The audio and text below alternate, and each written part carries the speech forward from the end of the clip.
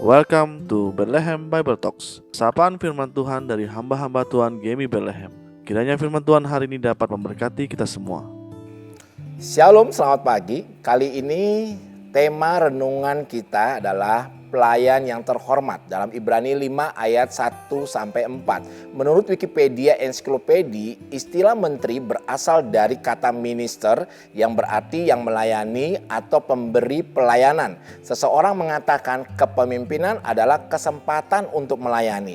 Apalagi kita yang melayani Tuhan, maka kita disebut pelayan terhormat. Mengapa demikian? Yang pertama, kita dipilih dan dipanggil oleh Allah dalam ayat 1 dan 4. Sebab setiap imam besar yang dipilih dari antara manusia ditetapkan bagi manusia dalam hubungan mereka dengan Allah. Lalu ayat yang keempat, tetapi dipanggil untuk itu oleh Allah. Artinya orang yang dipilih dan dipanggil adalah orang yang mendedikasikan dan mengabdikan dirinya kepada Allah. Seorang pelayan Tuhan adalah kehormatan yang tidak semua orang miliki. Tetapi beban sukacita yang sangat besar karena ia harus menyuarakan kebenaran Tuhan di atas segala kepentingan apapun. Allah mencari dan memanggil serta menetapkan orang untuk menjadi rekan kerja Allah di dunia ini dengan tujuan menghasilkan buah bagi kemuliaannya. Inilah penghargaan dan kehormatan dari sorga kepada kita di dunia ini. Yang kedua, yaitu pelayan menyadari sebagai orang yang penuh dengan kelemahan. Karena ia sendiri penuh dengan kelemahan dalam ayat 1b.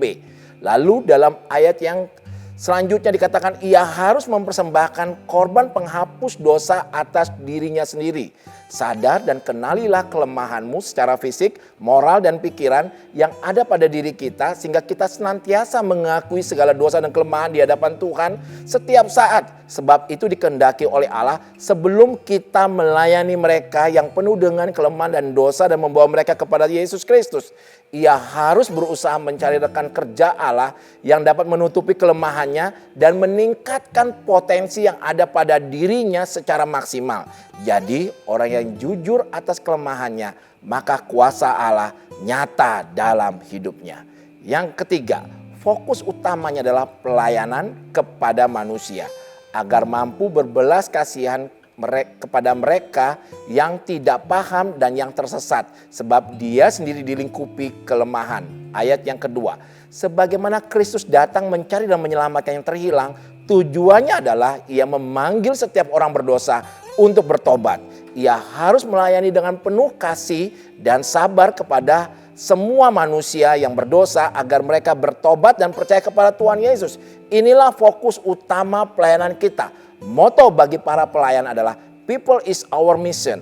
Marilah kita melayani Tuhan dan sesama dengan segenap hati kita. Amin. Tuhan Yesus memberkati kita semua. Demikianlah Bible Talks hari ini. Tuhan Yesus memberkati.